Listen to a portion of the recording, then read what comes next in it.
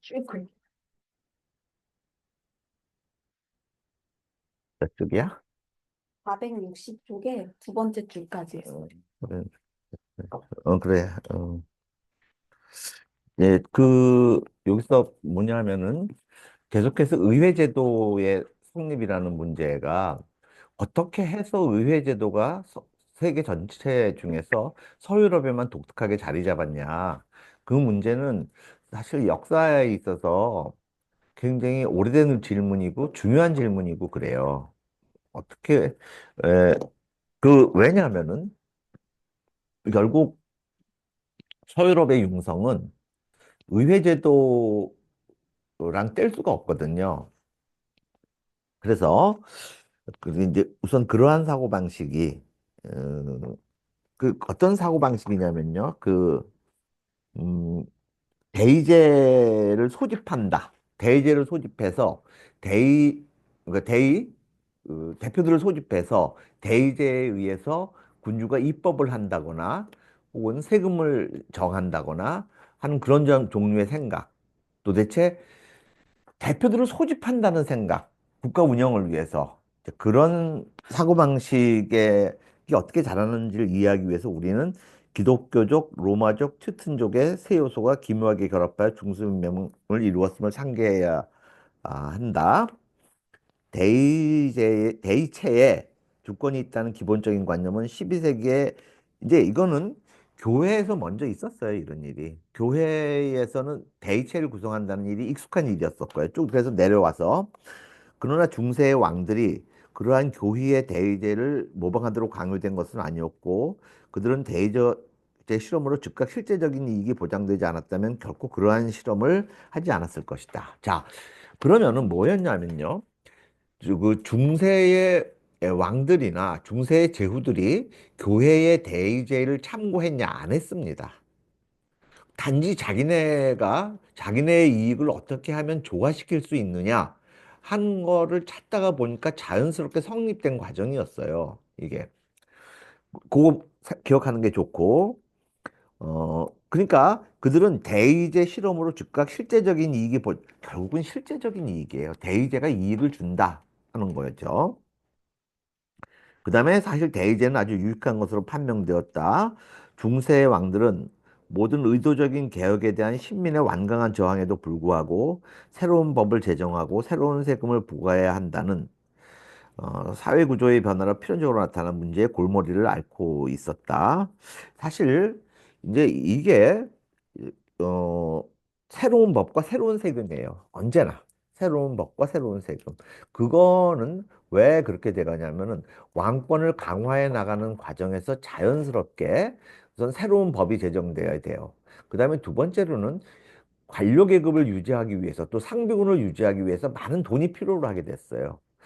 그랬을 때 그러한 왕권의 강화와 관료와 관료제와 상비군 이거에 의해서 자, 동시에 이득을 보는 계층이 없었다면 대의제는 성립할 수가 없었습니다. 왜냐하면 근본적으로 그러한 거에 대해서 제후들은 반대하니까. 제후나 교권 계급은 반대하니까. 그렇지만 그러한 거에 의해서 강력하게 이익을 얻을 수 있었던 중산 계급이 있었다는 거예요. 그 되게 중요한 요소예요. 그래서 결국 더 라이징 미들 클래스, 상승하는 중산층이라고 하는 게 되게 중요한 요소가 된 거예요. 11세기 초에는 왕이 의도적으로 예법을 철폐하고 새 법을 제정한다는 것이 거의 생각할 수 없는, 정말 생각할 수 없는 일이었습니다. 이거는. 그러나 로마법이 부활되고 교회법이 발전하게 되면서는 입법 개혁이 로마법의 주권 이론으로 정당화될 수 있음이 분명해졌다. 그러니까 로마법에 의해서는 로마법을 가만히 보면은 언제든지 군주 혹은 황제 혹은 원로원이 새로운 법을 발의해서 관습법이 아닌 새로운 법이라고 하는 게 가능하다. 이 법이라는 걸 새로 만든다는 건 상상도 할 수 없었거든요. 중세시대 내내. 이제 그거가 제일 컸어요. 게다가 대학의 법학자들만 그러한 이론을 뭐 중세 왕들의 관료기구 대부분에는 법교 그래서 옛날이나 지금이나 법관 출신들 혹은 법에 대해서 정통한 사람들이 관료를 구성하는 건 똑같습니다.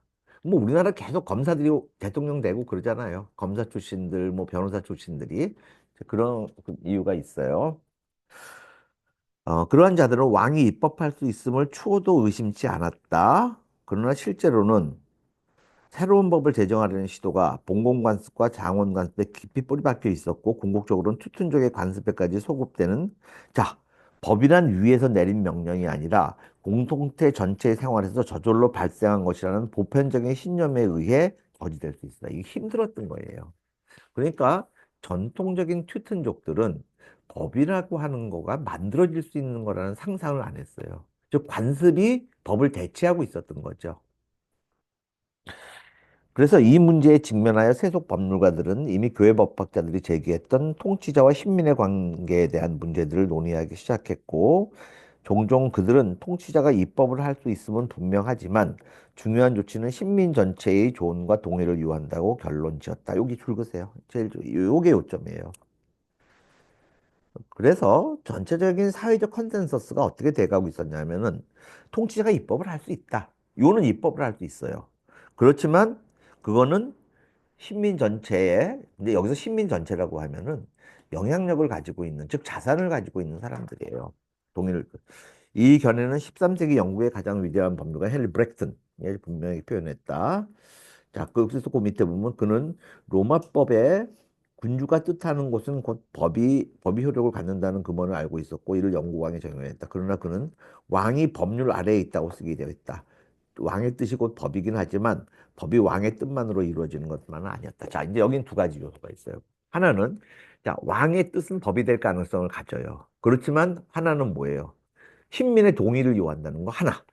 근데 두 번째 요소는 이었어요. 왕조차도 그 법에 저촉된 자, 왕조차도 자기가 말한 거, 그 법에 의해서 구속된다는 거. 이 두 가지 요소예요. 그리고 이 두 가지 요소가 입헌군주제입니다. 입헌군주제란 무엇이냐? 그러면 우리가 이렇게 얘기해야 돼. 왕의 뜻이 곧 법이 될 수 있다. 물론 다른 법도 있지만 왕에게 법을 제정할 수 있는 권한을 준다. 단 동의에 의해서만. 그다음에 두 번째는 왕 자신도 그 법에 의해서 구속된다. 왕도 법 위에 있지는 않다. 이게 입헌군주제예요. 그러한 법은 일단 확정되면 그 법을 제정한 사람들의 동의가 있어야만 개정될 수 있는 것이었다. 브렉트는 법이 식민 전체의 동의에 의해 제정되어야 한다는 생각을 뚜렷이 가지고 있었으나 그가 생각했던 식민은 봉건 제후에 한정되어 있었다. 그러나 13세기 후반에는 도시의 상인들과 농촌의 평기사들도 국가사회의 중요한 일부를 이루고 있었다. 이게 도시의 상인들은 당연하고 농촌의 평기사는 왜 그렇게 됐냐면요.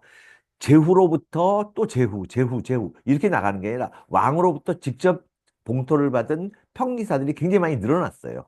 그래서 그 사람들도 한 그룹을 형성해서 결국 그 소규모의 평기사들은 어디에 편입되겠어요? 중산계급에 편입됩니다. 그러니까 같은 편이 된 거예요. 그게 이제 세 계급의 세 번째, 더 서드 어스테이트, 세 번째 계급을 이루게 돼요. 그들의 협력은 새로운 법의 제정과 새로운 세금의 부과에 유용할 수 있었다. 그러나 그들은 모두 한 곳에 모이게 할 수는 없었으므로 새로운 절차가 필요하였다. 봉건제도들은 여전히 개별적으로 참석할 수 있었지만 자, 줄으세요. 큰 규모의 집단은 대표를 뽑아 보낼 수밖에 없었던 것이다. 이게 대의제예요. 이제 대표자를 뽑아야 된다는 거예요. 그 다음에 자, 다음 페이지에 위에서부터 12번째. 어떤 집단은 대표를 선출해 그에게 전권을 위임하는 경우 그 대표의 행위에 완전히 구속되는 것은 아니었다. 이건 문제예요. 대의제가 나가기 위한 하나의 걸림돌이에요. 뭐냐면 봐요. 어떤 사람을 대표로 내보냈어요. 그러면 그 대표가 자기네를 전면적으로 대표하고 그다음 그리하여 거기서 대표가 제시하는 의견과 동의했던 것들에 대해서 그 사람을 대표로 하는 나머지 사람들이 구속받아야 되는데 딴소리를 하는 거예요. 아씨 뭐 저 새끼 뽑아서 내보냈더니 헛소리나 삑삑하고 있어. 아야 싫어. 이게 아니. 그러니까 대표에게 전권을 부여해야만 그게 유의미한 대의제가 되겠죠. 그렇지 않은데 처음에는 13세기 초에는 그 용어가 교회 문서뿐만 아니라 세속군주의 대의체 소집용에도 쓰이고 있었다. 영국에서 이런 식으로 전권이란 말이 이제 쓰인 것은 그 정권은 이게 되게 중요한 거예요. 우리는 이 용어는 외워둡시다. 라틴어로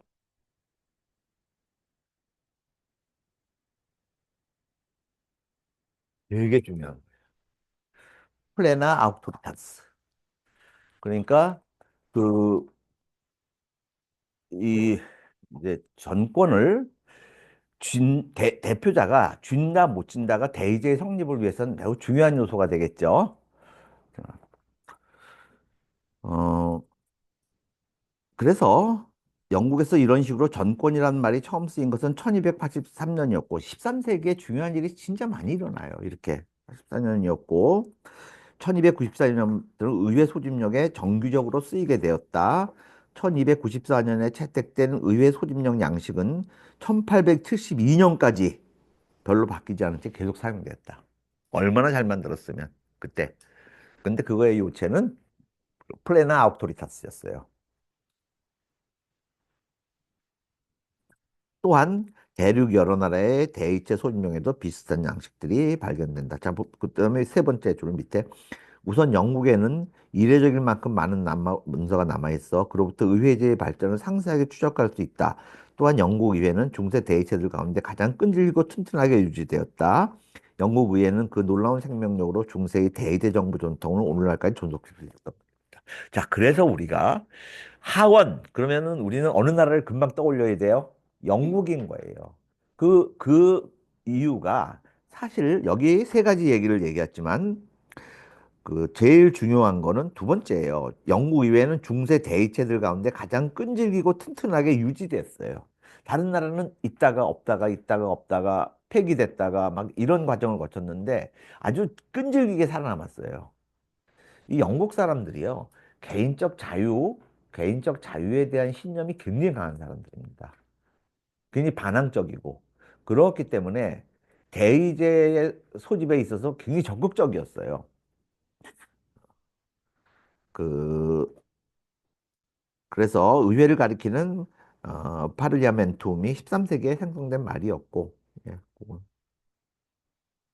사실 이 파르리아멘툼은 파르레이아라고 그래서 거기서부터 나왔어요. 그리스어에서. 그래서 협의, 담판 뭐 이런 뜻이었었어요. 자, 그 다음에 오른쪽에 보면은 두 번째 패러그래프 1265년 히몽드 몽포르는 각 주에서 기사 두 명씩 그리고 각 도시에서 시민 대표 두 명씩을 소집하여 고위 성직자 및 대제후들과 회동시켰다. 자, 이거 줄 보세요. 이제 본격적인 대의제의 시작에 있어서 각 카운티에서 기사 두 명. 그러면은 요 각 주에서 기사 두 명이라고 하는 거는 어떤 거냐면은 자유농인 거예요. 이 한 기사면서 자유농 이 사람들 제후에게 속하지 않은 사람들. 그 다음에 각 도시에서 시민 대표 두 명. 그러면은 각 주에서 나온 기사 두 명, 도시에서 나온 시민 대표 두 명은 그 네 명은 이제 한 패겠죠. 아무래도. 이로써 선출된 대표들이 최초로 영국 의회에 참가하게 되었다. 시몽의 목적은 그를 지지했던 제후들이 그에게 등을 돌리라는 상황에서 기사와 도시민들의 지지를 얻고자 함이었다. 그러나 시몽이 반역으로 몰려 다음 해의 싸움에서 패배하고 죽음을 당하였으므로 그의 이러한 조치는 선례로 확립되지 못하였다. 하지만 다음 왕인 에드워드 1세, 이 에드워드 1세가 참 인물입니다. 에드워드 1세. 꼭 기억하세요. 다음 왕인 에드워드 1세는 의회를 정기적으로 열고 선출된 대표들을 의회에 이따금 참가시키는 관행을 만들었다. 예컨대 1275년의 대의회에서는 선출된 대표들이 참석한 가운데 법을 제정하고 왕에게 상당에게 새로운 세금을 부과하도록 인가하였다. 고위성직자와 제후들은 각각 개인별로 회의에 소집하라는 서한을 받았다.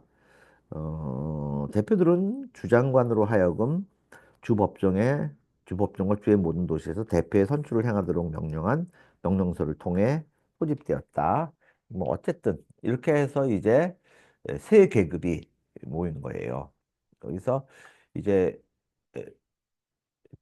그 기사, 평기사들 그 사람들도 중산층에 속했다는 사실을 아는 게 되게 중요해요. 에드워드 1세의 이런 정책에는 중세 왕들로 하여금 대의체를 소집케 하였던 모든 동기가 고루 깔려 있었다.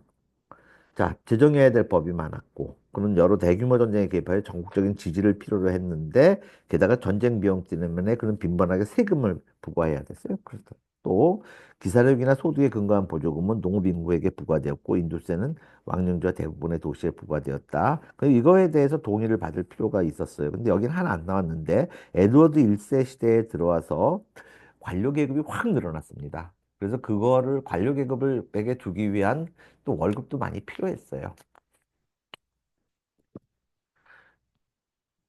자, 그 다음에 다음 페이지에 맨 밑에 보면 영국 의회의 또 하나 독특한 특징은 하급 귀족들이 3급 귀족과는 별개로 주의 기사들을 선출하여 대표로 보냈다는 점이었다.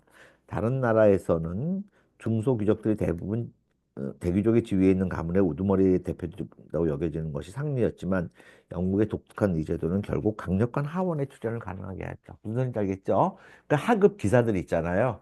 자유민으로서의 하급 기사들. 이 사람들한테 대표권을 주었을 때 중소 저기 도시의 부르주아 대표들과 같이 연합해서 강력한 하원을 구성할 동기를 준 거예요. 예. 되게 중요한 사항입니다. 하지만 에드워드 1세 시대의 하원이 지녔던 중요성을 과장해서는 안 된다. 대표들이 의회의 모임에 시시때 때 참석해야 되는 사실은 장차 극히 중요한 의미를 지니게 되지만 1307년 에드워드가 죽었을 당시에는 모든 것이 여전히 유동적이었다. 에드워드는 유용한 방법이라고 여겨 의회를 빈번하게 소집하였으나 후대의 왕들은 그 관행을 지속해야 할 법적 의무가 부과되어 있지 않았다. 의회의 궁극적인 구조와 구성은 여전히 확정되지 않은 채였다. 선출된 대표의 참가가 점점 더 관행으로 보편화되어 가고 있긴 했지만 14세기 초까지는 선출된 대표가 없이도 누구든 의회라 여겼을 모임이 열릴 수 있었다. 또 대표들은 의회에 참가한 경우에도 아주 부차적인 역할을 담당했을 뿐이었다. 실로 그들의 유일한 일은 과세에 동의하는 것뿐이었고 이 일을 마치면 고위 성직자 제후들은 중요한 나라를 논의하기 위해 머물러 있었던 반면 대표들은 많은 경우 곧 해산되었다. 자, 이제 이랬을 경우에 궁극적으로 결국 어, 당시 대제의 최초의 의미는 결국은 군주가 아쉬운 소리를 하기 위해서였습니다. 즉, 중상계급에게서 돈을 뜯어내기 위해서였었어요. 그랬는데, 이제, 아무래도 성직자들과, 그 다음에 귀족들이 이 계속해서 조금 더 나라에 대해서 영향력을 가지고 있고 자기네한테 유리한 법률을 계속해서 또 제정해 나가고 또 자기네에 대해서 여러 가지 세금 감면을 받는 그러한 양식의 법을 만들어 나가고 했을 때 중산계급은 이거에 대해서 동의했겠어요? 안 했겠어요? 안 했습니다. 그랬을 때 회의의 개시를 회의의 개시를 요구하게 되겠죠. 이제 오히려 소집했을 때 마지못해 나가는 거랑 적극적으로 빨리 회의를 열어달라고 하는 건 굉장히 큰 차이가 있습니다. 그랬을 때 그 차이가 이제 본격적인 하원을 구성하느냐 안 하느냐가 되고 요때 에드워드 1세 시대까지는 이게 되게 유동적이었어요. 과연 하원의 이 회의의 소집을 대의체 회의의 소집을 중상계급이 요구하게 될 것이냐 안 될 것이냐 이 문제가 자 그다음에 이제 사상의 세계로 가봅시다. 역시 13세기에 있었던 일인데 이 13세기에 나는 이 책에서 그 이제 어, 뭐 그 13세기에가 어떤 시대였냐면은 사실 비아 안티과 즉 과거의 길과 비아 모데르나 그게 가장 정면 충돌을 일으켰던 때가 13세기였어요. 가장 격렬한 어, 가령 로스켈리누스나 가운일론이나 아벨라르도스나 오컴이나 이런 사람과 그다음에 기욤드 샹뽀 샹포의 기원과 그 다음에 또 그 앞서 안셀무스와 이런 사람들의 사상이 정면으로 충돌했던 때가 13세기였습니다. 그랬을 때에 이, 이 도, 그 여태까지 주도권을 쥐고 있었던 지중해 세계로부터 알프스 이북으로 모든 것의 주도권이 넘어가는 시점이었어요. 그때가. 근데 그런 거에 대해서 기술을 안 해준 건 유감이고, 이제 그만큼은 역사학자로서요, 철학에 대한 그 부가 부족한 측면도 있어요. 사실 오컴에 대해서 언급이 안 돼 있다는 것도 그렇고. 음. 나 14상의 세계 보면은 13세기의 지적 활동은 특정 분야들의 모든 세세한 지식을 조화로운 전체로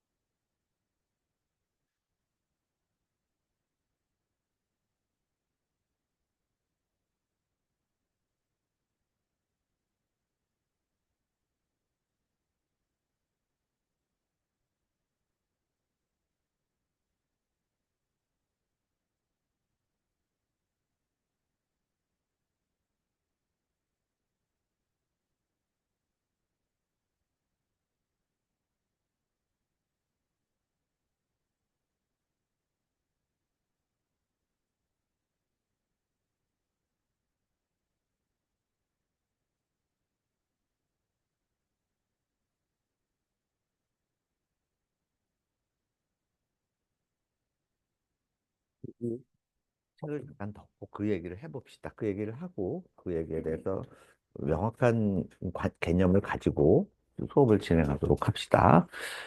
이 13세기에서 일어난 사건 중에서 제일 중요한 사건은 보편 논쟁이에요. 즉,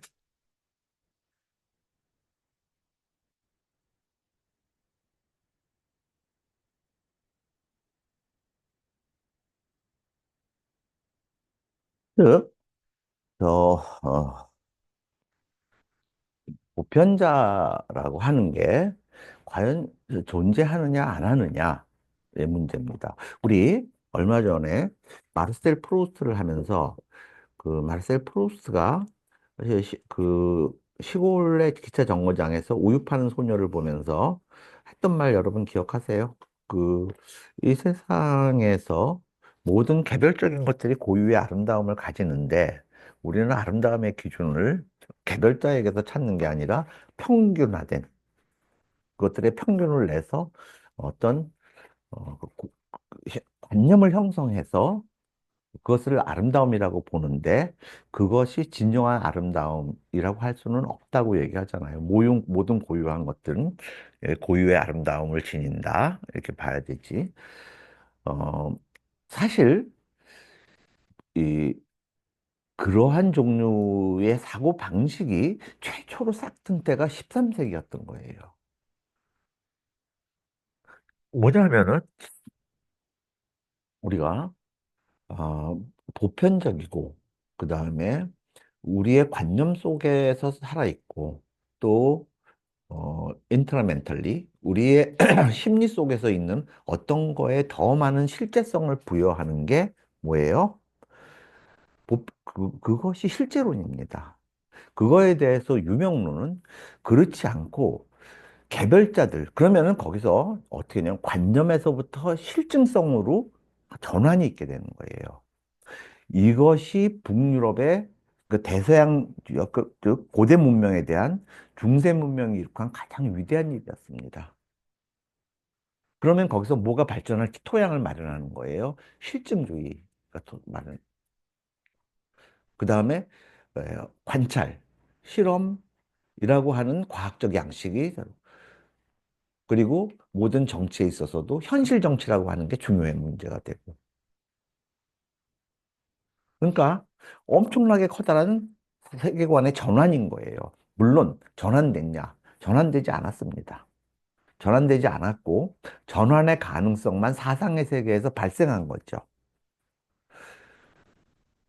그리고 이제 르네상스가 피렌체에서 발생하고 그 다음에 매너리즘 시대가 오고 그랬을 때에 알프스 이북이 활발하게 비아 모데르나의 길을 밟아 나간 거예요. 그렇게 됨에 의해서 문명의 주도권이 알프스 이북으로 넘어오게 된 겁니다. 이제 지중해 유역은 문명의 중심으로서는 끝나게 돼요. 그 사건의 예고편이 13세기에 있었던 거예요. 이 되게 중요한 사안을,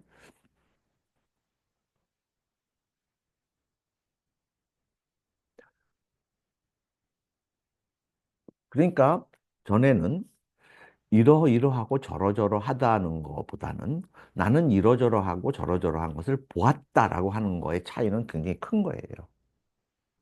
그래서 실증주의가 대두할 여지를 마련했던 거죠. 그리고 그러한 것들은 사실 한참 후에서야, 즉 사실주의, 예술에 있어서는 사실주의 시대에 와서야, 그리고 철학에 있어서는 이제 데이비드 휴움, 그다음에 그 뒤를 이은 경험 비판론에 의해서 활발하게 될 거였었어요. 그 모든 씨앗이 언제 뿌려졌어요? 이때 뿌려졌었어요. 중세인들의 일부의 마음속에는 그러한 반항심이 있었던 거예요. 까칠한 사람들이. 근데 여기서는 보편 논쟁에 대해서 딱 한 번 얘기하고 넘어가더라고요. 짧게. 그래서. 네. 자, 그래서 그 밑에 보면은 이제 우리 대학의 성립해 봅시다. 어, 교양학부 학생은 사실상 선생의 도제나 다름없었다. 학생이 필요한 공부를 마치고 필요한 지식 수준에 도달했음을 증명하면 그 자신 선생이 되었다. 이 경우 그는 문학 석사로 불렸다. 이 문학 석사라는 건 뭐냐면은 이제 학사 과정에 있는 학생들을 가르칠 그러한 자격이 되었다는 게 원래 문학 석사였었어요. 그래서 이제 그거에 대해서 대학의 출현에 대해서 한번 봅시다. 오늘날의 대학 정규 연구과정을 제공하고 학위를 수여하는 교수와 학생의 공동체는 12세기 말 13세기 초에 기원하였다. 이제 대학이 그때 생긴 거예요. 대학을 뜻하는 우니베르시타스는 기본적으로 모두라는 집합적 의미를 지녔으며 공통된 목적을 위해 모인 모든 종류의 집단을 가리키는 말로 사용될 수 있었다. 어, 그러니까 사실 우니베르시타스는 어떤 뜻이냐면은 그냥 하는 모든 사람, 공부를 목적으로 모인 모든 사람이라는 모든의 뜻이었었어요. 이 말은 예컨대 길드의 구성원, 영국의 제후들, 심지어는 영국민 전체도 가르쳤다. 모두를. 대학은 본질적으로 교육 길드였다. 길드로 출발을 해요. 그러면 길드라고 하면은 그 길드의 주체를 이루는 사람들, 즉 길드의 주인이 있을 거 아니에요. 그다음에 그 길드라고 하는 조직체에 손님으로 오는 사람들이 있을 거죠. 그랬을 때 여러분 한번 생각해 보세요. 대학은 교수의 길드였을 것 같아요. 학생의 길드였을 것 같아요. 나라마다 달랐어요. 이태리 때는 학생이었었어요. 예. 그다음에 프랑스, 영국 쪽은 교수들이었고. 그래서 교수가 대학의 주인이다. 혹은 학생이 대학의 주인이다. 그런 말은 근데 지금은 어떻게 돼 있어요? 지금은 뭐 어, 국립대학일 경우에는 국가가 그 다음에 사립대학일 때는 주인이 그 뭐라 그래요? 사립대학의 주인을 걔네들의 길드가 된 거죠. 이를테면 네 어쨌든 그래요. 어, 여기 나왔네. 북유럽에서는 대학이 선생들의 길드였고 반면에 이탈리아와 남유럽에서는 학생들의 길드였다. 두 경우 모두 길드는 그 구성원을 보호하고 공통된 교육상의 이익을 증진시키기 위해 구성되었다. 선생이나 학생은 군주로부터 특별한 허락 없이도 그러한 조합을 결성할 수 있었고, 그러한 조합 결성은 당대 연대기 작가들의 주목을 거의 받지 않았기 때문에 가장 오래된 세 대학, 볼로냐, 파리, 옥스포드, 창설 연대는 알 수 없고, 케임브리지 대학의 창설 연대도 매우 불확실하다. 대체로 그 대학들이 언제 공식적으로 인정되는 것을 말할 수 있을 뿐이다. 이후의 대학들은 군주에 의해 창설되었으므로 창설연대를 쉽게 할 수 있다. 그러니까 대학은 곧장 국립대학의 성격을 띄어나가게 돼요. 예.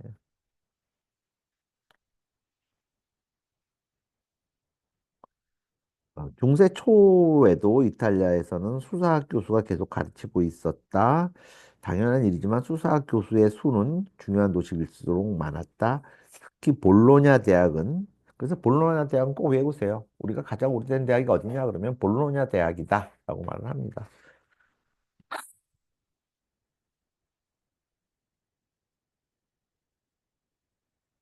표현 기술을 잘 가리키는 것으로 이름나 있었고 그곳의 교수는 수사학에 관해 수많은 중요한 저작을 남겼다. 그 뒤 11세기에 들어서자 이탈리아의 법학자들은 그들이 사용하고 있던 피상적인 내용의 로마법 필사법에 불만을 품고 법에 대한 좀 더 깊이 있는 지식을 얻고자 하였다. 그 당시까지요. 과연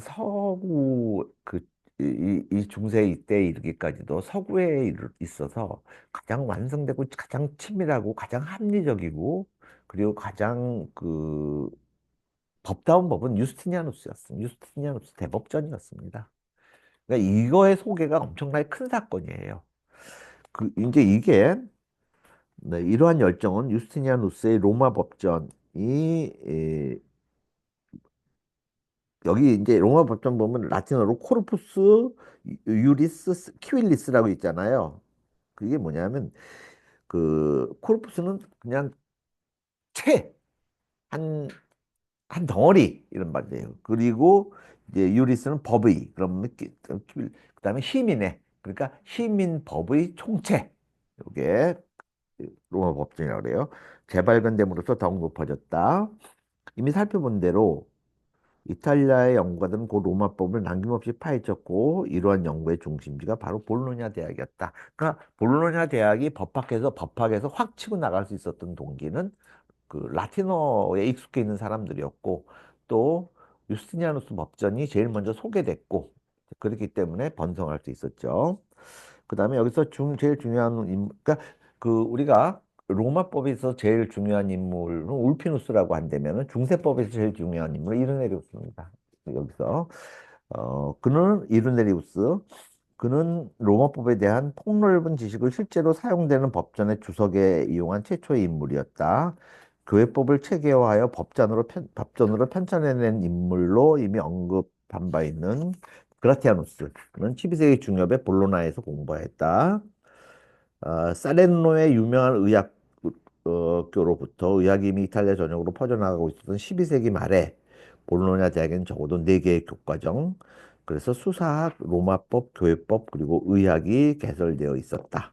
자, 요거는 좀 외울 필요가 있어요. 수사학, 로마법, 교회법, 의학. 이렇게 4개의 교과목이 있었다는 거.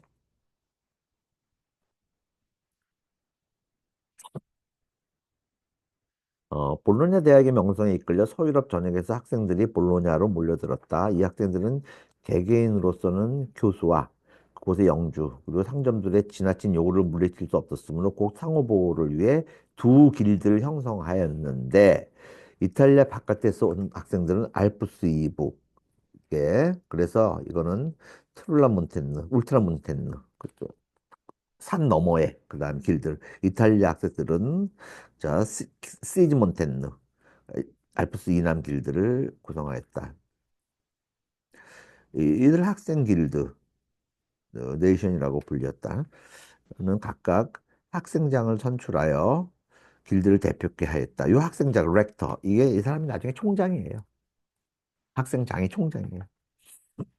곧 여러 다른 분야를 가리키는 교수들도 독자적인 길드를 형성하였으나 학위 수요 요건에 관한 것을 제외한 모든 문제에 대해서는 학생 길드가 주도권을 쥐었다. 교수들은 학생장에게 복종을 맹세하고 볼로냐를 떠나려면 허락을 얻어야 했으며 강의를 늦게 시작하거나 너무 오래 끌면 벌금을 내야 했다. 어, 이런 경우에는 학생장이 총장으로 되었다. 실질적인 총장이 됩니다. 학생장이. 처음에는 교수들이 학생들이 내는 수업료에 전적으로 의존하였으나 뒤에는 봉급쟁이 교수직이 여러 분야에서 나타나게 되었다. 이 문제는 모두 렉터가 개입을 해서 아예 수업료를 모아서 그중에서 비용을 지불하고 그리고 교수 봉급도 지불하고 이런 양식으로 바뀌어 나가게 돼요. 그러면 점점 점점 이제 대학의 시스템을 갖추게 나가게 되겠죠. 자, 그 다음에 파리 대학은 노트르담 성당학교의 명성에 이끌려 파리로 모여든 교수들에 의해서 형성됐다. 이거 재밌어요. 이게 맨 처음에는 다 노트르담이었습니다. 노트르담. 노트르담에 부설돼 있었어요. 참사회의 관리로서 학교의 감독권과 강의 허용권을 위임받는 학관. 근데 이 사람 이름도 챈슬러라고 불렸는데 학관 중요합니다. 이 자격을 갖춘 교수에게 일들라스 때에 있는 성당 부근의 건물에서 강의를 하도록 허락하였다. 알겠죠? 이제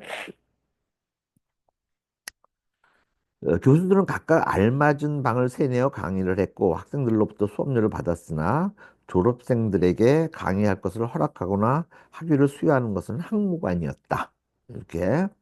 그래서 기욤드 샹뽀 있잖아요. 기욤드 샹뽀의 윌리엄 그냥 기욤드 샹뽀입니다. 그다음에 피에르 아벨라르가 보편 개념의 성격에 관한 논쟁을 벌였을 당시 그들은 둘 다 노트르담의 지붕 아래에서 가르치고 있던 교수였다. 이제 여기서 분쟁이 일어난 거예요. 참 역사적인 사건. 이게 철학사에 있어서는 굉장히 중요해요. 근데 비단 여기서는 기욤드 샹뽀 그러면은 기욤드 샹뽀하고 피에르 아벨라르가 그렇게 많이 충돌했냐? 사실은 더 많이 충돌한 사람은 가운일론하고 로스칼리누스였습니다. 그러니까 이만큼은 이분이 이제 그만큼은 부족하죠. 그리고 피에르 아벨라르는 그 실제론에 대해서 완전히 상반되는 입장에 있지는 않았어요. 개념론이라 그래서 어중간한 입장을 취하고 있었고 결국은 아리스토텔레스적인 이념을 갖고 있었어요. 그거에 대해서 전면적으로 혁명적인 생각은 가온일론과 로스칼리누스로부터 나와서 오컴으로 이어지게 됩니다. 그래서 이제 여기서 싸움이 붙었었다. 여기가 그렇게 난리난 곳이었다 하면 되고.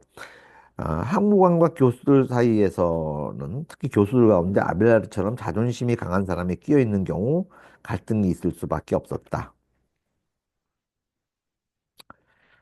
그래서 일들라시 때와 마주보고 있는 세네강 왼쪽 강변의 언덕에는 생성 주누비에브 수도원이 자리 잡고 있었다. 자, 요쪽이 어디예요? 지금은 도로로 말하면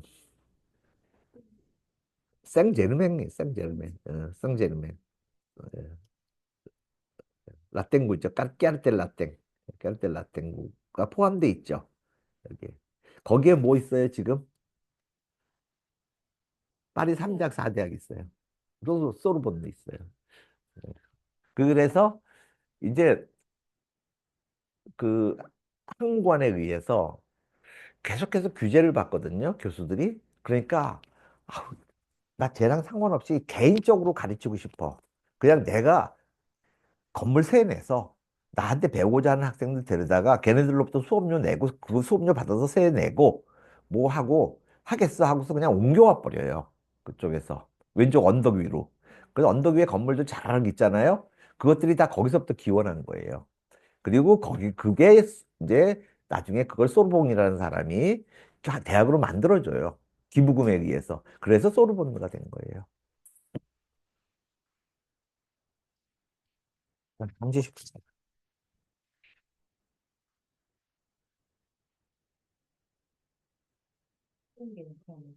네? 그렇지.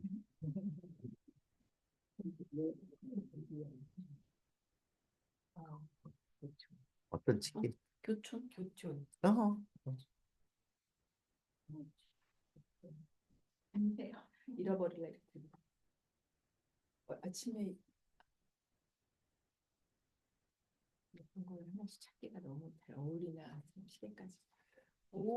줘봐요. 나는 같아 참 이게 여기에 다이아몬드가 있다는 사실을 몰랐다는 게 이게 어떻게 안 보일 수가 있지? 다이아몬드들이.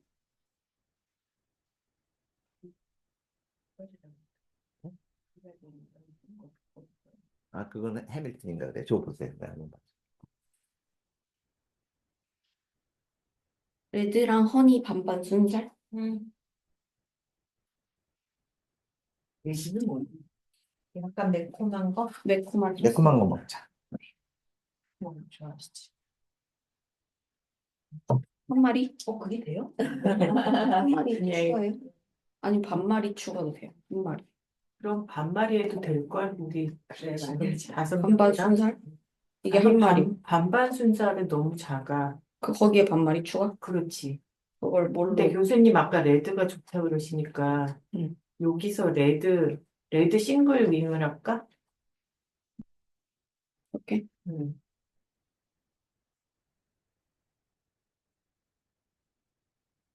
흰색 옷이면 잘 보이겠다. 아, 그러네. 아, 그렇구나. 짧게 넣어요. 다 여기에 타도 돼.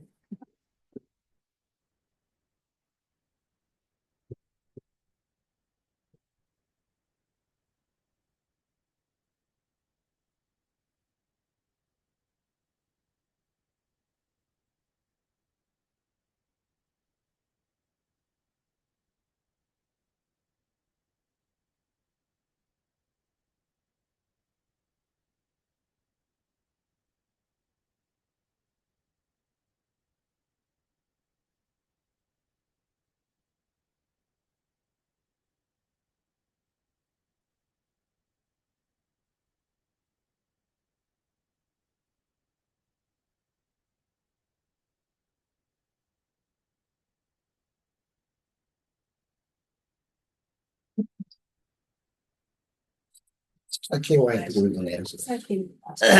Venus.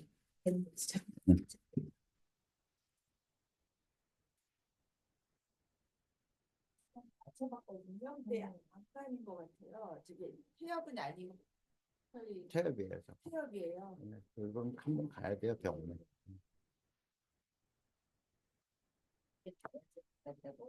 아니, 선생님께서 한번 그 보시고 말씀해 주셨는데 접수를 잘 안 해봤어요.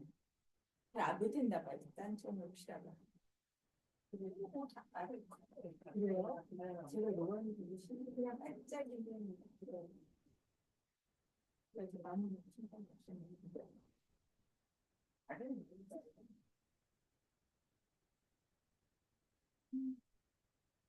꼬리로 하려고. 그것도 괜찮네, 예쁘네. 좀 신비스럽다.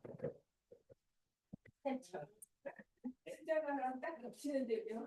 아, 겹쳐요? 네. 어쩔 수 없이 굉장히 안티크하다. 괜찮지. 예쁘죠, 그거. 예, 신기할 거예요. 안티크하죠. 예뻐요.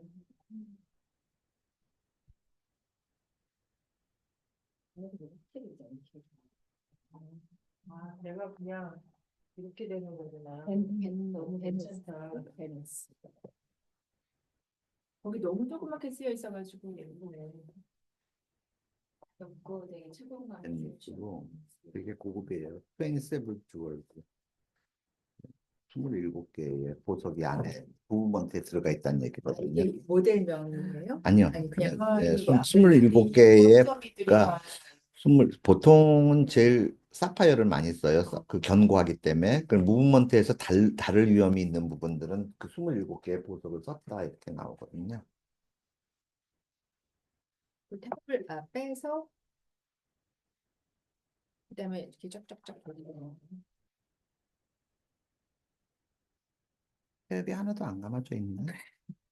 빼기가 겁나가지고 그냥 그 상태에서 돌리는데 가만히 있어 봐봐요. 빼서 그냥 쭉. 시계를 맞추는 건 거고 한번 네. 가는지는 봅시다.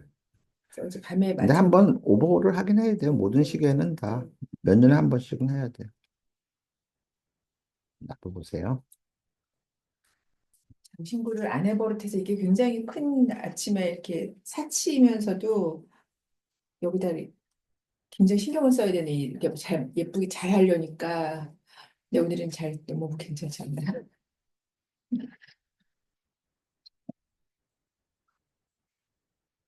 밤뽕.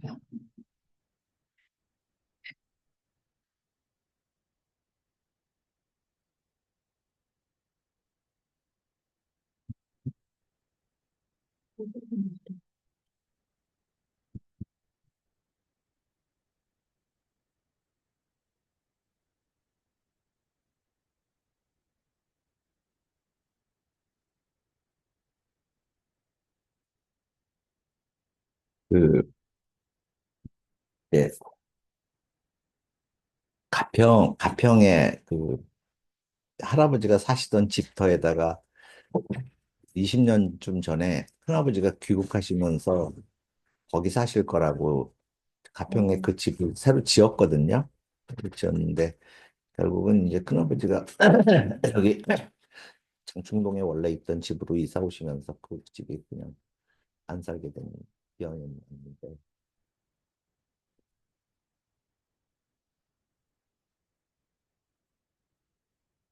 하고 싶은데 참.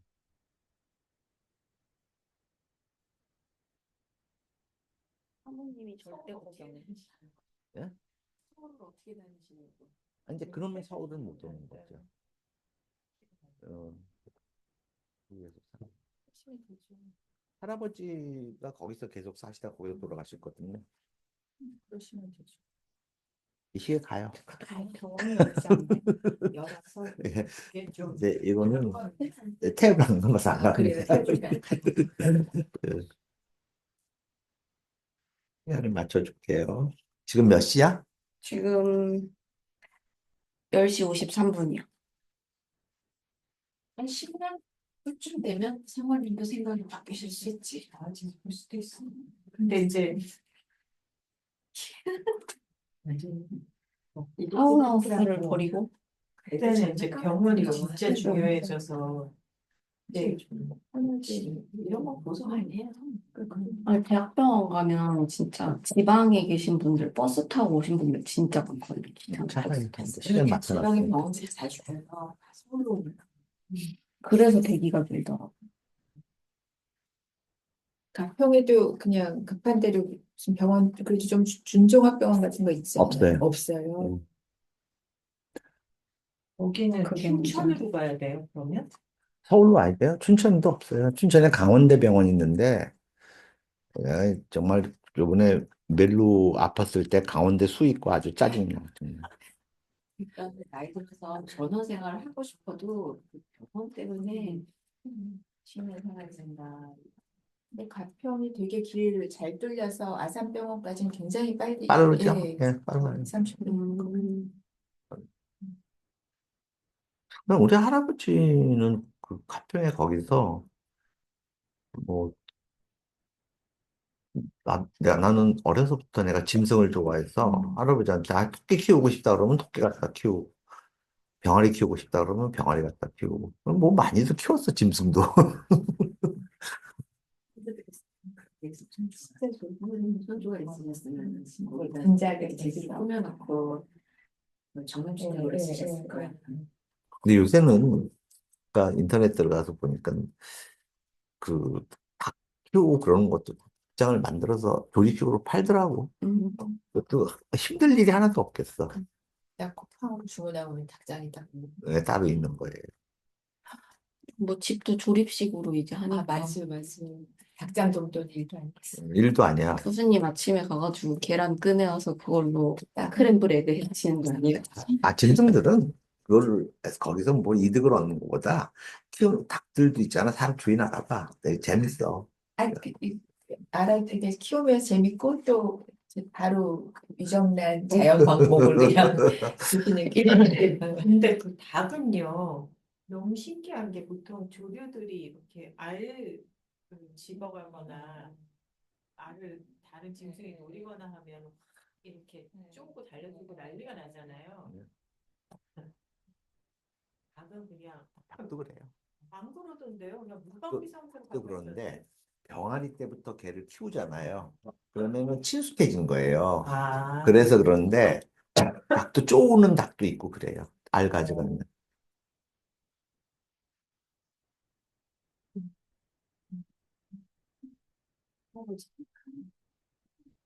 구경하고 이러는데 되게 쉽게 할 수 있는 일이었는데 요즘 애들은 그런 데 갈 데가 없잖아요. 그러니까 주말이면 이렇게 돈 내고 체험.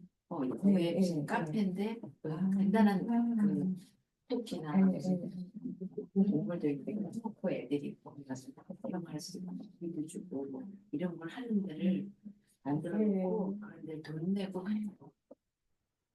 옛날에 우리 국민학교 때 있었는데 뒤에 동물들 뭐 칠면조, 그러니까 학교에서 닭, 키웠어요. 토끼 뭐 아마 명 네, 있었는데 칠면조 학교에 있었던 거 같아요. 칠면조가 아, 학교에 아, 있었어요. 공작이랑 칠면조가 아. 있었어요. 맞아요. 네. 우리 할아버지 집에는 머슴이 있어서 그 머슴이 주로 하는 일이 동물 거두는 일이었는데 심지어 소도 키웠다니까. 그 염을 주고 그랬어. 진짜 옛날 사람인 것 같아요. 근데 그 소 늙어 죽었어. 아, 결국 그렇게 늙어 죽으면 그걸 어떻게 해요? 묻어줬어요. 소를요? 응. 아, 보통은 동네 잔치. 해체하는데 해체. 동네 잔치. 아, 할아버지 애완용으로 키운 거예요. 어, 애완용 소였어요. 그래서 본 적이 종로니까. 네, 저도 완전 서울 토박이. 사실 그거는 이렇게 돼 있어요. 그 보면 정말 좋은데 지금 강이 이렇게 이제 남한강이 흐르잖아요. 남한강이 그래도 그러면 여기에 충평댐이 있어요. 여기에 충평댐이 있는데 우리 땅이 요렇게 있어요. 요렇게 강의 면에서 그 다음에 이 뒤는 이걸 싸고 있는 거는 국유림이에요. 원래는 우리 땅이었는데 박정희 때 산림 조성한다고 해가지고서 국가에 체납을 했어요.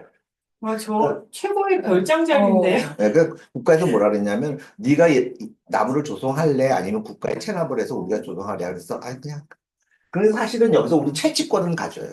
와, 뭘 채취는 할 수 있어요. 이쪽으로 내산 같은 게 있고 왜냐면 앞에 이게 강 있고. 요쪽에 여기 있는 것들이 뭐냐면은 여기 통일교, 통일교 기도원, 그다음에 정의여고인가 정의 무슨 기숙학교, 통일교 학교 그리고 요게 이제 우리 딸. 요거까지 팔려고 했는데 어딘지 이제 알 것만 같다. 안 팔았지. 통일교에서 팔라 그랬어요? 어, 그리고 길 같은 거 잘 닦아놨을 것 같은데. 네, 잘, 광야 괜찮아요. 좋아요. 내 친구네가 설악면에 사랑면이에요. 강가에 집이 있었는데요. 네. 그런데 거기는 저렇게 보트를 타고만 접근을 할 수 있어. 진짜. 나 어딘지 알아. 그러면은 예. 그러니까 여기서 조금 보트 안 타고도 네. 접근로가 있는데 그러기에는 길이 사중무동으로 가야 될 정도로 비포장 험해요. 그래서 보트를 타야 되는 걸 거예요. 그래서 이제 이쪽이 읍이에요. 이쪽쯤이 읍이야.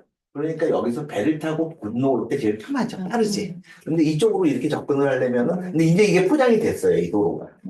그래가지고 이쪽 도로도 이제 좋아졌어. 이 땅이 10,000평이에요. 9,800평. 그 근처에 막 요트 놓고서 별장 있고 막 그렇지 않아요? 사모님은 정말 싫어하실 것 같은데? 근데 교수님 그냥 근처에 뭐가 없잖아요. 은퇴하시고 가실 분이셨어요. 쓸세권 살고 싶어 하시는 근데 분들. 나이 들면 더 슬세권이 필요해. 근데 교수님처럼 병원을 자주 가고 싶어 하지 않으시는 분은 좋으실 것 같아요. 예. 저희 이모부가 거기 별장이 있으신데 이모부는 그렇게 병원을 좋아하시는데 거기서 여기서 봤는데 점점 거기는 이제 뭐 이렇게 버려져요. 버려지고 병원을 좋아하시니까 혹하면 병원을 가야 되니까. 근데 병원을 아예 안 가시겠다 맘먹으면 진짜 좋으시. 거기 가서 뭐 이렇게 뭐 재배하고 이런 것도 좋아하세요? 오, 나 좋아해. 꽃을 좋아하시니까. 그리고 잘 키워요. 저는 여기에 있었을 때도 뭘 했냐면은, 그건 이제 내가 그거 했던 게 아니라, 우리 집에 그 연변 아줌마가 계셨는데, 오래 계셨죠. 그 우리 집에 있는 중에 갱년기가 온 거예요. 꼭 막 걸핏하면 우울증에 빠져 있고, 걸핏하면 울고 막 그래. 그래서 이걸 어떻게 해야 되나 그랬더니 이제 하나, 뭐 어디 농사라도 지을 땅이 있으면 좋겠대. 자기는 막 그런 걸 하던 사람이라. 그래가지고 그때 여기 일원동이 개발되기 전에 수서동 그쪽이 그 주말 농장으로 땅을 이렇게 매년 분양을 해줬어요. 그래서 거기서 이제 그 농사를 지어라 그래갖고 나랑 그 아줌마랑 같이 농사 지었지. 근데 농사 그렇게 안 어려워. 두 개는 대성공이었어요. 뭐냐면 감자 고구마 농사. 그다음에 뭐 상추나 아욱이나 이런 것도 가지 이런 것도 대성공이었어요. 대실패가 뭐였냐면은 고추. 음. 고추는 대실패. 다 썩었어. 얼마나 그랬는지 모르겠어요. 고추가 까다롭더라. 너무 선생님 재미있는 게 제가 남의 텃밭을 한번 갔더니 너무 재밌어서 그걸 제가 막 수학을 너무 잘했다 한번 말씀드렸는데요. 그게 너무 재밌어서 강남구 텃밭을 이렇게 지금 신청하는 게 음. 있다고 이제 그래서 그걸 제가 신청을 또 했어요 이 와중에. 그게 또 당첨이 됐다는 거예요. 뭐 몇 신청 언제쯤 일이에요? 어저께인가? 그럼 이제 재밌어요? 아니 그러니까 저는 그게 되게 비율이 뭐 대수가 그러니까 경쟁이 경쟁률. 치열하대요. 그래서 그때도 너무 한번 가서 거기서 남의 배추를 막 뽑고 이게 너무 재밌어서 남편한테 우리는 다 같이 가는 거야 이제? 남편한테 이거 좀 신청해줘 그랬더니 남편이 신청해가지고 축하합니다 이거 말했어. 나 농사까지 그게 바로 어저께 일이었거든요. 세곡동에 텃밭 생겼다. 축하드려요. 축하해요. 같이 가자. 우리 따라오는 거 몇 아니에요? 몰라. 그러니까 전혀 전 이제 그냥 라떼 하나. 뭘 그런 거 한 말고. 5명 뭐 이렇게 근데 제가 뭔가 다섯 신기한 명 일이 해주세요. 있으면 교수님 꼭 말씀하지. 제가 그때 우리 합창단이 한 번 한다는데 그날 우리 합창하자 그래서 오늘도 지금 그래서 텃밭 어저께 난 하다 내가 이 텃밭은 또 어떡하십니까? 그 제일 중요한 거는요. 좀 알려주세요. 시비를 잘해줘야 돼요. 그러니까 12요? 뭐냐 하면은 비료를 시작하고. 좋은 흙을 깔아주는 거예요. 제일 먼저. 그다음에 두 번째는 잘 갈아줘야 돼요, 밭을. 밭도 갈아야죠. 네, 그러니까 삽 가져가서 삽질을 다 퍼서 삽질. 엎어줘야 돼요. 섞어줘야 돼요. 새로운 흙을 깔아주고. 셀프트가 잡내는 거 정말 그다음에 이렇게 둔덕을 만들어줘야 그러니까 돼요. 고랑 같이. 네, 그런 둔덕을 만들고 사람을 살것 같은 예. 생각이. 아니 그 전문가가 필요해. 4월 한 3, 4일쯤에 감자부터 심어요. 남자요? 단체로 무슨 등산모자 같은 거 쓰고 뭐까지. 노래방에 등산모자 끼고 날 결혼식으로 미국 갔다 야 되는데 그래야 시간이 어딨어요. 제가 또 너무 좋아. 사람들 오는 날 제일 일을 많이 해야 되는데 지금 그말 근데 상추 씨는 막 뿌려놓으면 제가 되게 그냥 지가 알아서요. 그래서 나중에 자초가 더 많아지는데 뭐 그래서 그거를 남편이 가족 톡방에 이거 축하합니다 이걸 올렸더니 애들이 아빠 보이스피싱 당했다 저런 데 들어가지 말라 이제 애들은 뜬금없잖아요 거기 무슨 텃밭 당첨됐다고 하니까 아빠 하다 왜 보이스피싱을 저런 걸 당했냐 그래서 사실은 엄마가 부탁해 놓은 거야 근데 이게 당첨이 됐다는 너무 이렇게 바쁠 수가 없나 태국동에 네. 그때 다행히 가깝. 너무 아이들이 걱정이 많겠어요. 엄마가 저질러는 일이 재밌겠다. 그래서 애들이 엄마가 말괄량이라는 거예요. 그래서 애들이 말괄량 뜻을 잘 모르는 게 아닐까? 우리 엄마는 말괄량이. 아프거나 기력 많이들 딸리면 생각도 말도 못할 텐데 그 몸 상태가 이제 좋아요. 아니 한 번에 너무 재밌어 하루가. 그 서울에는 그런 거를 시감자를 파는 데가 어디 있냐면은 성남 모란시장에서 팔아요. 근데 그거 살 필요 없고 그냥 감자를 사와요. 감자를 사서 눈 있는 부분을 중심으로 이렇게 몇 도막으로 잘라요. 눈이 있도록. 그래서 집에서 신문지를 태워요. 집에서 태우든지 어디서 태우든지. 그럼 재가 생길 거 아니에요. 그 재 섞어줘야 돼요.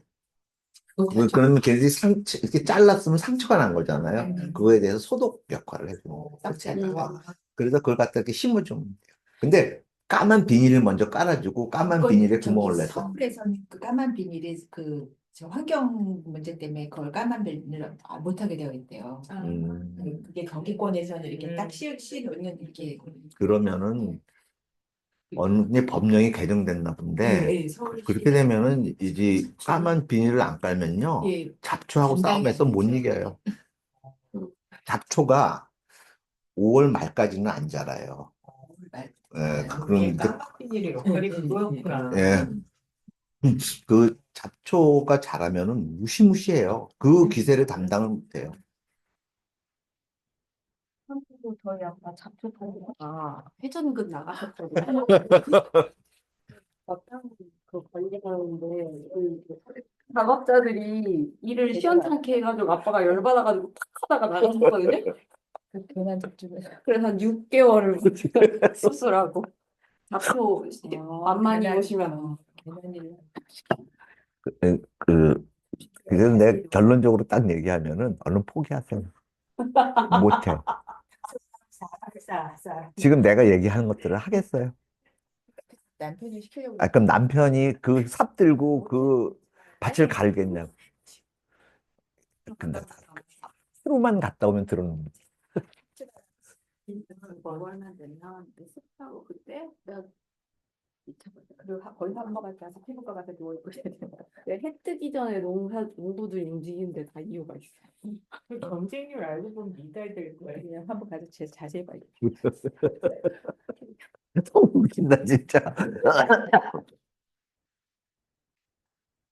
그, 내- 우리 제 마누라는 남양주에 별장이 있거든요. 근데 그 별장에는 일주일에 한 번씩 와서 일을 봐주고 한 달에 50만 원을 주는 사람이 따로 있어요.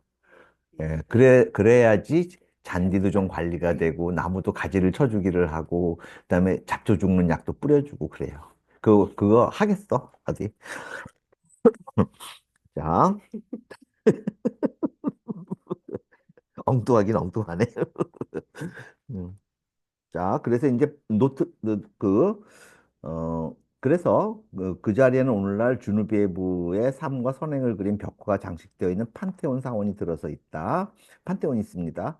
항모관과 싸운 교수들은 종종 강을 건너 이 수도원 원장의 보호 아래 성 주누비에브 성당이에요. 가르치곤 했다. 시간이 지나면서 이 수도원 부근의 땅과 세느강으로 내려가는 비탈에 파리 대학이 들어서게 되었고 일들라시티에는 교수가 거의 남아있지 않게 되었다. 오늘날에도 바로 그곳에 파리 대학이 라틴구 한가운데 자리 잡고 있다. 그랬죠? 그래서 그 이제 우리가 파리 대학이라고 하는 거의 기원이 여기예요.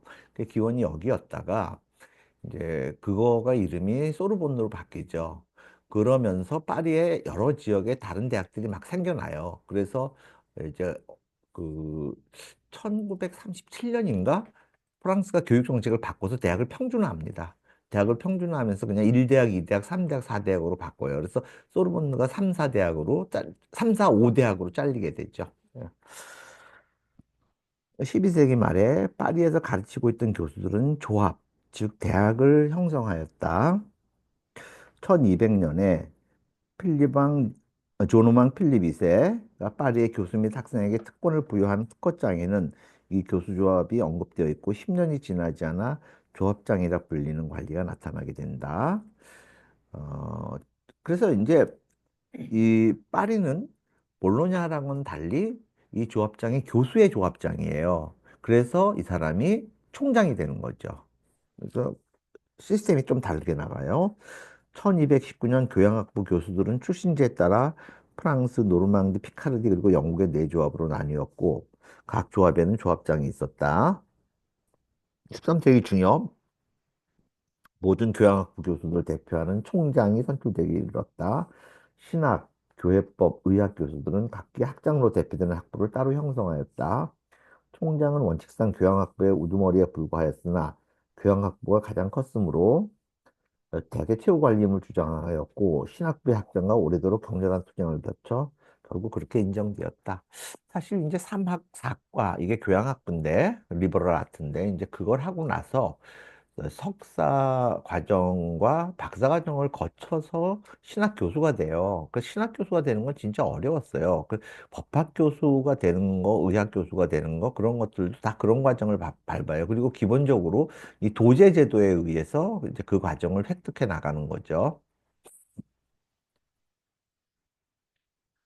자, 그 다음에 이제 영국에서 얘기인데, 영국에서 옥스포드시는 지리적으로 한가운데 위치하고 있었고, 12세기 초반에는 이따금 파리와 심지어 볼로냐로부터도 교수들이 흘러들어와 그곳에서 강의하거나 했다.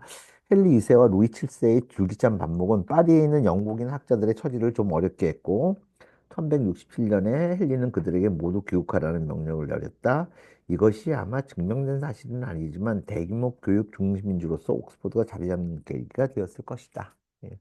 1167년을 계기로 해서 밑에 보면은 파리와는 달리 옥스포드에서는 학부가 거의 구별되지 않았고 따라서 학장도 없었다.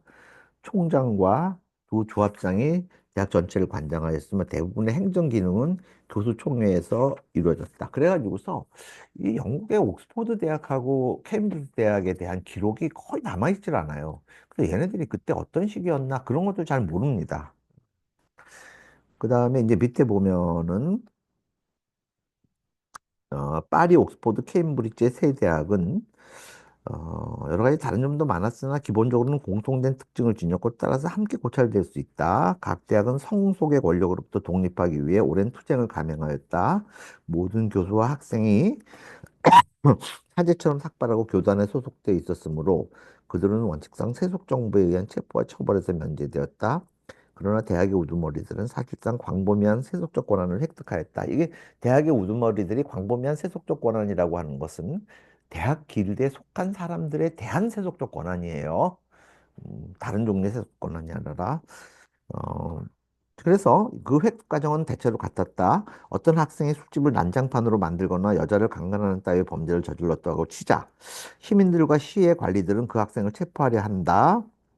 이에 폭동이 있다 그럼 대규모로 발생한다. 그러면 이제 학생들, 이 당시에 이 대학생들은요, 양아치 진배 없었어요.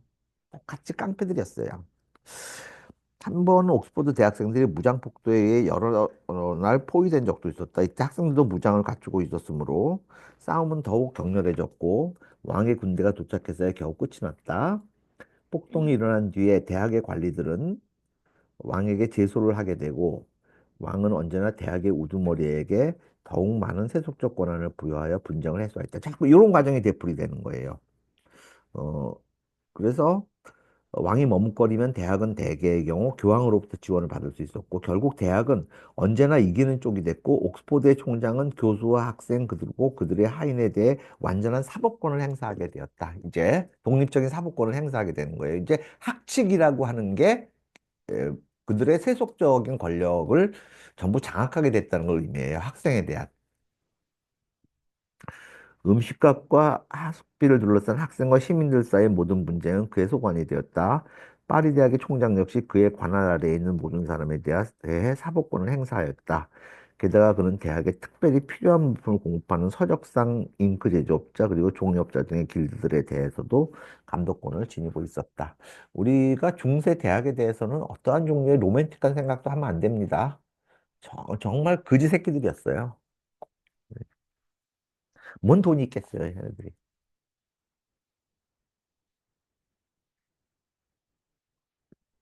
파리 대학이 처음 출연했을 때 학위 수여 및 에, 강의 허용의 권한은 노트르담 성당 참서의 학무관에게 있었고, 자, 이 학위를 수여하고 그 다음에 학위를 받은 사람이 강의를 할 수 있는 권한, 이거는 전부 다 챈슬러한테 있었다는 거예요, 맨 처음에 노트르담 성당에. 어, 또 교수와 학생에 대한 교회 사법권은 파리 주교에게 있었다. 그러나 교황에게 수없이 호소한 한편 오랫동안 격렬한 투쟁을 전개함으로써 대학은 주교와 학무관의 권한을 축소시켜 겉껍데기만 남겨놓았다. 주교는 그의 사법권을 총장에게 넘겼고 학무관은 여전히 강의 허용권을 지니고 있었으나 교수단에서 천구한 자를 거부할 수 없게 되었다.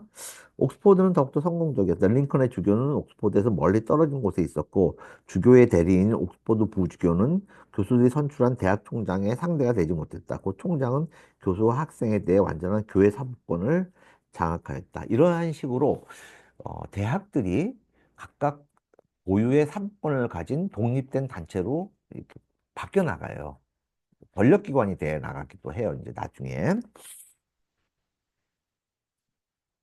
근데 그 밑에 중요한 내용이 있어요. 대학에 들어가려는 학생은 라틴어 독해 능력을 증명하게 되어 있었으나 시험이 정례화되지 않았으므로 많은 학생이 공부할 준비를 못한 상대로 입학하였다. 왈컴의 윌리엄이 옥스퍼드의 뉴 칼리지를 위한 예비 학교로 윈체스터 칼리지를 세운 것은 바로 이러한 상황을 개선키로 했다. 여러분, 칼리지라고 하는 거예요. 그게 뭐였는지 알아요? 원래는 라틴어를 배우는 곳. 즉, 요새 우리말로 하면은 미국이나 캐나다의 ESL이었어요. 그게 칼리지였습니다, 원래. 그래서 이 프랑스 같은 데서는 라틴어를 언제 처음 배우는 줄 아세요? 애들한테 가르치는 게 중학교 때부터 가르칩니다. 그래서 중학교 이름이 꼴레주예요. 칼리지. 그리고 고등학교는 이제 라틴어를 마친 애들을 가리킨 리세라고 하죠. 그래서 이 칼리지라는 말은 라틴어를 가르치는 곳이에요. 그러니까 이 놈들을 도대체 대학 교육을 받으려면 라틴어를 알아야 되는데 라틴어도 모르는 채로 들어오니까 안 되겠다. 니네들 ESL 좀 다녀라. 했던 게 칼리지의 기원입니다. 이해하겠죠? 예.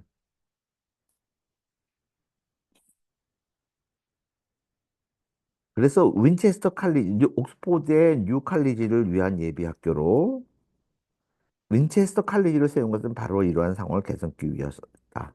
자, 일단 입학한 학생은 문법, 수사학, 논리학의 세 과목을 배우기 시작했다. 교수는 프리스키아누스의 라틴어의 구조와 같은 저작을 선배 학자들이 붙인 주석과 함께 읽어 나가면서 거기에 자신의 주석을 덧붙이는 식으로 강의를 했다. 자, 여기서 중요한 거는 문법, 수사학, 논리학. 이거가 문법, 수사학, 논리학이 교양학부에서 제일 중요한 과목이에요.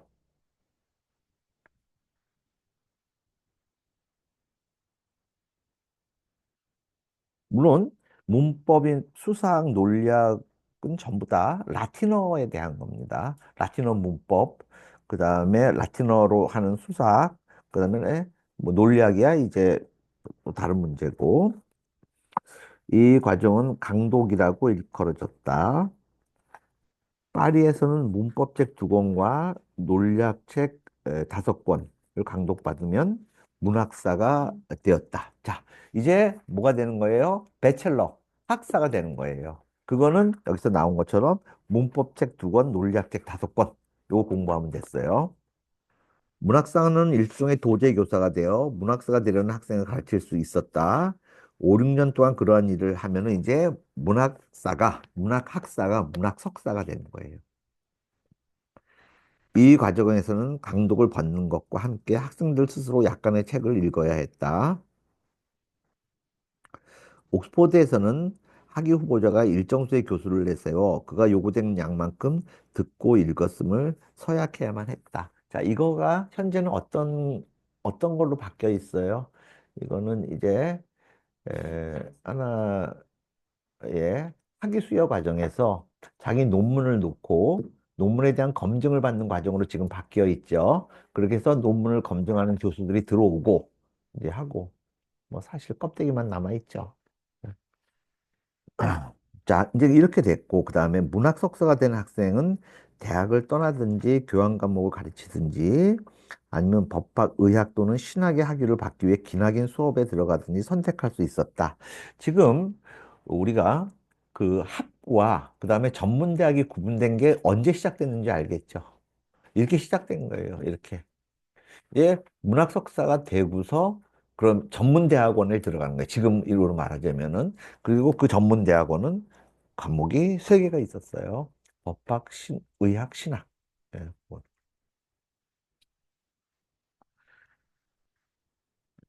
이제 그래가지고 애들이 보통 이 칼리지에 입학을 하는 나이가 13살, 14살쯤 됩니다. 13살, 14살쯤 되고 18살쯤 15살쯤 되잖아요. 그러면은 이미 뭐가 되냐면 문학사가 돼요. 그 문학사가 되고 20살쯤 되면은 문학 석사가 됩니다. 그리고서 이제 이때부터는 이제 뭐 법학사, 신학사, 뭐 법학 박사, 신학 박사, 뭐 의학 박사가 되기 위해서는 기한이 없어요. 정말 교수들이 동의해서 뭐 정말 만장일치에 의해서 너가 박사의 자격이 있다는 것을 승인해줘야 되기 때문에 기약 없는 공부를 해나가야 되는 것도 있었어요. 문학 석사가 된 학생, 그래서 법학을 위해서 언급한 강의 방법으로 교수가 교과서의 주석을 읽고 자신의 주석을 보태는 방법으로 교육이 이루어졌다. 의학에서는 학생들이 이론 분야와 실습 분야의 두 종류 책을 강독받았다. 하지만 오늘날처럼 실제로 실습이 이루어진 것은 아니고 물론 실험실도 없었다. 가장 존중받던 교과정은 신학이었고 그 박사학위를 따는 것은 진짜 어려운 일이었다. 문학 석사는 4년 동안 성경에 대한 강의를 듣고 피터 롬바르드의 전거집에 관한 강의를 2개 더 듣고 나서야 신학사가 됐다. 그 뒤 주로 성경과 전거집의 연계에 치중하여 6년을 더 보내고 나서야 신학을 가르칠 자격이 생긴 게 무슨 신학 석사가 되는 거죠. 그 다음에 정식으로 박사학위를 받으려면 대개 또 1년을 기다려야 했다. 이런 기나긴 연구 기간 동안 학생은 신학의 여러 문제에 관한 토론이나 공개적인 논쟁에 참가하였다. 학위를 따는 때에는 일정한 수의 토론 참가 실적이 요구되었다. 학생은 또 대개의 경우 수많은 설교를 행해야 했다. 중세의 신학은 만학의 여왕으로 존중되긴 했지만 이러한 고된 연구 과정을 건드려낸 학자는 극히 드물었다. 중세 신학자들은 언제나 대다수 학생들이 좀 더 돈벌이가 되는 법학과 의학으로 몰리는 데 대해 개탄을 하고 있었다. 요새 얘기 같지 않아요? 그 저기 하나 물어볼게요. 어, 윤 선생님 아드님 중에 그 법학한 그 친구요. 그 친구는 그 실무가 좋다고 해요. 했어요? 그냥 공부를 좀 더 하고 싶다는 생각은 얘기를 안 했어요? 실무를 좋다고 했어요. 왜냐하면은 법학이 법철학 전공하거나 이렇게 해서 하면은 되게 재밌거든요. 법학도 엄청 재밌는데. 공부하는 기간은 재밌었어. 근데 걔가 좀 많이 논리적인 편이라서 거의 잘 맞다. 수학을 잘했고. 그러니까 그냥 좀 공부하는 취미를 가져서 공부를 좀 더 하고 뭐 검사하면서도 대학원 다닐 수 있잖아요. 지금 박사 네? 지금도 박사 아직 수료를 못했어요. 논문을 못 쓴 거예요? 아니면 수련? 음. 수료가 없지. 맞죠? 기자가 기가 야 무슨 그냥 아, 그래서 대학의 지적인 활용은 교과정에 계속 새로운 지식이 유입됨으로써 유지되었다. 그래서 교양 과목이 늘어나요. 그래서 이제 최종적으로 7개 교양 과목이 됐고, 4과는 새로운 형태의 수학에 의해 변형되었다. 유클리드의 기하학이 12세기 중엽 이전에 라틴어로 번역되었고, 12세기 후반에는 아랍의 삼각법과 대수, 그리고 산수가 우리에게 친숙한 아라비아 숫자, 이렇게 알려지게 됐다. 어, 그래 또 삼학 트리비움. 사막의 연구는 아리스토텔레스의 저작들이 번역된 이후 주로 그의 철학에 대한 연구가 되었다. 어, 의학 박사들은 12세기 말에 번역된 갈리누스와 히포크라테스의 저작들을 교과서로 썼다. 신학자들은 교황과 공회의가 제정한 새로운 교리 법령에 대처해야 했다. 그래서 교회법은 점점 더 많은 새로운 법령이 제정됨에 따라 계속 팽창 변화되고 있었다. 뭐 등등 있었어요. 자, 그 다음에 쭉 밑으로 이제 마지막 보면은 13세기 후반에는 경건하고 자비심 많은 수많은 남녀가 가난한 학생들의 공공에 애처로움을 느끼기 시작하였다. 자, 13세기 후반에 학배 음식값은 비쌌고 많은 학생이 그 돈을 대지 못하는 처지였고 이들 자선가들은 가난한 학생을 무료로 또는 아주 싼 값으로 먹여주고 재워주는 기숙사를 설립했어요. 이제 기숙사. 그러면 기숙사가 대학을 대변하게 돼요. 이제 기숙사라는 게 사실. 이런 그러니까 여러분들이 지금 보면 아 여기 소르본느에 하잖아요. 그럼 원래는 뭐냐 소르본느 기숙사였습니다. 그게. 네. 이런 기숙사에는 어느 정도 높은 수준의 품행을 유지하기 위해 대개 한 명 또는 그 이상의 교수에게 학생들과 함께 생활하도록 숙식을 제공하였다. 공부에 도움을 얻으려는 학생은 기숙사에서 함께 생활하는 이들 교수에게 도움을 청할 수 있었다. 그리하여 새 대학의 역사에서 아주 중요한 역할을 하게 될 칼리지가 탄생하게 되는 것이다. 파리에서 최초로 나타난 칼리지 가운데 하나는 부유한 상인 로베르 드 소르봉. 알겠죠? 예, 예, 예. 로베르 드 소르봉이 1258년에 설립된 것으로 이 소르본느는 지금도 유명하다. 알겠죠? 3, 4, 5대학으로 갈리게 되죠. 그래서 이제 1500년에는 파리에는 60개가량의 칼리지가 있었고, 그래가지고서 원래는 어떻게 됐냐면요. 이 칼리지는 라틴어를 가리키는 자라 그랬잖아요. 그래가지고서 이 칼리지가 점점 확장하면서 라틴어와 교양학부까지를 맡게 됩니다. 그 다음에 조금 더 이제 칼리지가 확장되면서 뭐가 돼요? 우니베르시타스가로 변화를 해요. 그래가지고서 박사과정까지도 수료시키게 되는 그러한 걸로 변해 나가게 돼요. 점차로. 근데 맨 처음에는 라틴어를 가르치는, 그러니까 라틴어와 교양학 학부를 가르치는 게 칼리지였습니다. 사립대학으로 시작을 한 거네요. 맨 처음에 출발은 다 사립대학이었는데 이제 맨 처음에는 다 사립대학이었어요. 대학이. 그랬다가 나중에 이제 왕이 대학들을 세워요. 그래서 이제 국립이 생겨나게 되는 거죠. 그리고 최종적으로는 유럽에서는 대부분의 대학이 다 국립으로 전환돼요. 그다음에 밑에 보면은 1264년 로체스터의 주교 머튼의 월턴은 옥스퍼드의 머튼 칼리지를 세웠고 거의 같은 시기에 영국 북부의 대제 후 존 발리올은 발리올 칼리지를 세웠다. 케임브리지 첫 칼리지는 1283년에 설립된 피터 하우스였다. 이거 다 있어요, 지금도. 건물 하나씩 갖고 있습니다. 칼리지는 많은 토지와 지대를 기증받고 있었다. 칼리지는 또한 종종 여러 교회의 성직자를 추천할 권한도 부여받았는데 이 권한은 사제직을 지닌 교수들에게 주어질 수 있었다. 중세 말에는 대학 강의의 중요성이 줄어들고 그 대신 칼리지가 교육 업무의 대부분을 담당하게 됐다. 이렇게 칼리지가 확장을 해나가요. 알겠죠? 왜 그럴 수 있었겠어요? 돈이 있었기 때문에 그런 거예요. 딴 거 아무것도 없어요. 돈의 문제였던 거죠.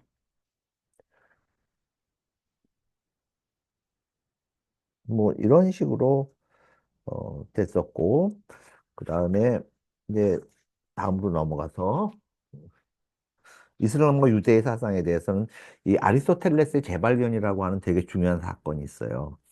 사실 이제 요거랑 관련해서는 아리스토텔레스의 재발견에 의해서 되게 진보적인 양상이 나타나면서 동시에 매우 반동적인 양상이 동시에 나타나게 됐다는 걸 이해하는 게 되게 중요한데 아리스토텔레스의 권위가 아리스토텔레스에 의해서 학문을 과학적으로 탐구하는 방법이 도입되지만 아리스토텔레스의 권위가 계속해서 작동을 하면서 근대로의 진입을 막습니다. 또 그런 부작용이 있게 돼요.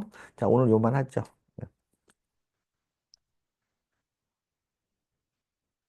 그 대학에서 토론 수업에 의해서 보편 문제는 그때 한 거예요. 아, 대학에서 토론이 아니라 이 대학에서 가르칠 자격을 지닌 사람들이 일부가 그 의심을 제기한 거야. 보편자의 실제에 대해서 학생들을 상대로 강의를 하면서. 그랬더니 학생들을 또한 가리키는 다른 교수들이 뭔 개소리를 하느냐 이렇게 해서 그렇게 해서 토론에서가 아니라 교수들끼리 싸움이 붙은 거야.